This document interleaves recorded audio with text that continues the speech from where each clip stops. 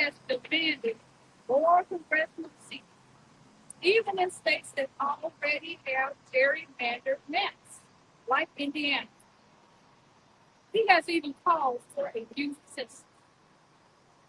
I am represented by one of the Democrats, the Indiana delegation. Indiana intends to eliminate with districts, which would allow to deny us the ability to elect our position and advocate for what is in our best interest. This became the new incident. We would not expect it from this. We didn't expect that from a dictatorship, not from the United States of America. Right. We have always taken pride in our Constitution and what it stands for. It is sad that some in the Republican Party have become so misguided that they value power more than our country, more than democracy, more than. Why are we doing this right now? Because they know their policies are failing. The so-called big beautiful bill is a big, ugly mess. Yeah. And Americans are starting to feel that impact. They know they can't win with the party. They themselves in these red states. So they're trying to reach out to their faith. That's not democracy. That's not democracy. That's meanwhile, Americans they're different. They're changed.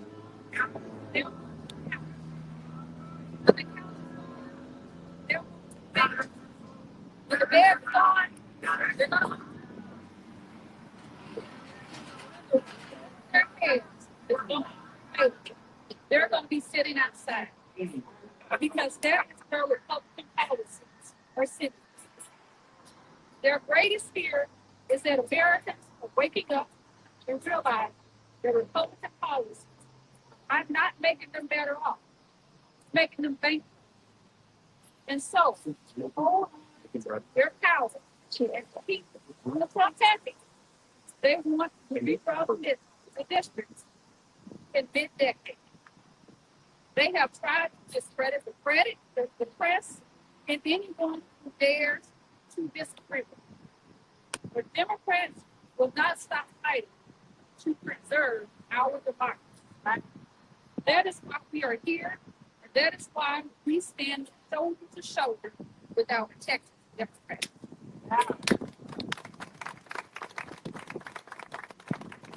And now, I would like to bring up my colleague that came in to the legislature with me. My colleague stood firmly with the House Democrats. He stood up for labor unions. He represents the Indianapolis area, Representative Ed Delaney.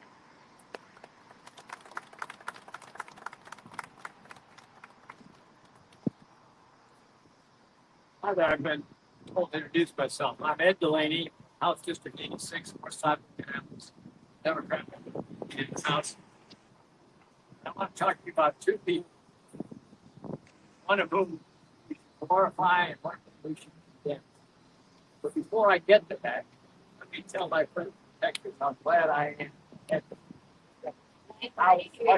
how much it means to have this fight that's come to the national.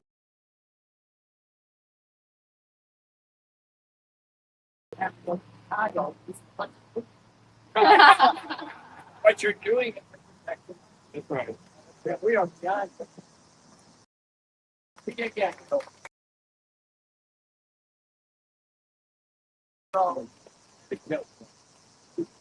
hero, a guy named John McCain. There's a very interesting term. He said we need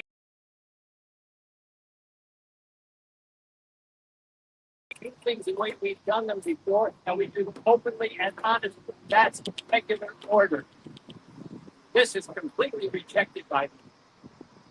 All right, I'll give you an example of the guy who's not in Cuba. It is JD Vance. In my view, and I'm being serious about this, the man is engaged in congressional level shoplifting. And I say that again. That's what he's doing. Let me explain what I mean. And the boys will know it, and the girls will know it from different contexts. When I was in grammar school, the bullies would go to the convenience store and say, Ed, I'm going to steal a candy bar. Will you steal one too? And some girls would go to children's stores and be told to give themselves a free skirt. Okay? We had to make decisions. Never in my life did I think that the Vice President of the United States would come to my state and ask,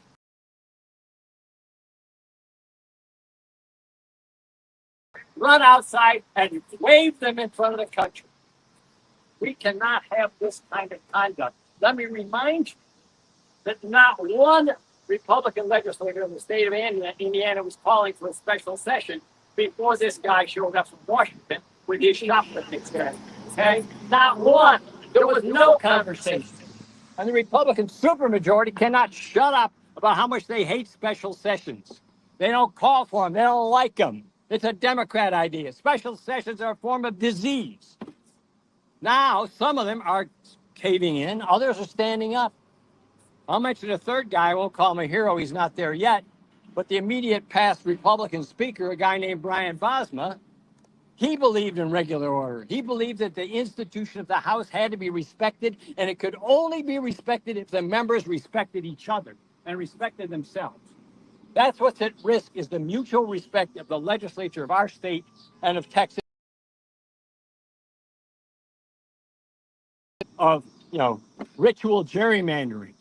And by the way, if these idiots get their wishes, what happens if they lose one of those 5 congressional races? Oh my God, let's have another redistricting. Put to a stop. These are the people who are going to try to put it to a stop. I know how hard it is, but we need to support them and stand with them. Otherwise, our people will be subjected to ever-changing districts, none of which are representative. Thank you very much. And I'll have to introduce here, as am I. I just gave him a new in Indiana, and he's from the region. He'll explain what that is. Excuse me. Thank you. Again, my name is Earl Harris, Jr., State Rep from House District 2 in Northwest Indiana. I serve as the Assistant Floor Leader with Representative Pryor. I also serve as the Chair of the Indiana Black Legislative Caucus. And on the national level, I serve as the Vice Chair of the Board of Latino Legislative Leaders. Here's the thing. I am an Indiana State Representative, Indiana House District, the rest of the representatives in Indiana. My job, my responsibility, why they put me into office is to help my constituents make their life better, do things that will help them and guide them through life. My job is not to help a guy in Washington, D.C. to come in and make a change impacted by bringing people in that we're not supposed to make. My job is to help the people that I represent, not the guy in Washington, D.C.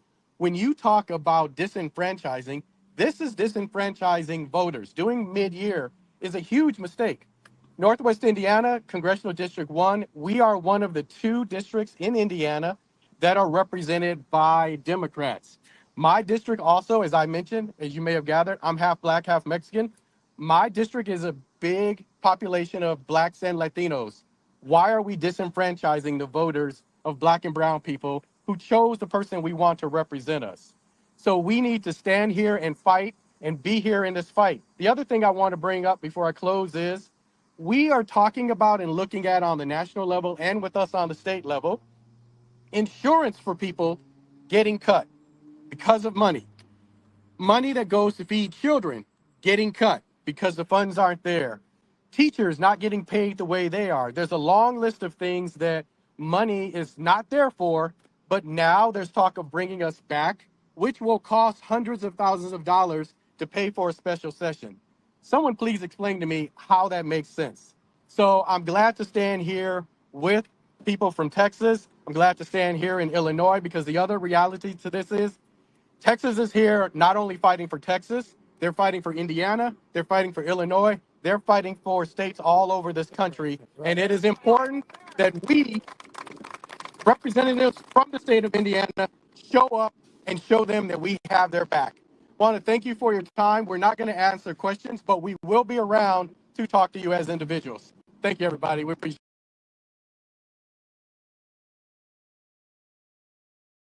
In other news, Georgia residents are going to be happy to hear this. It just came out. There's a new website where any Georgia resident, as long as you live within a zip code in the state, you can apply to have your auto insurance rates reduced significantly. All you have to do to qualify is to have 0 DUIs in the last 5 years. If that's you, we put a link below. Just enter your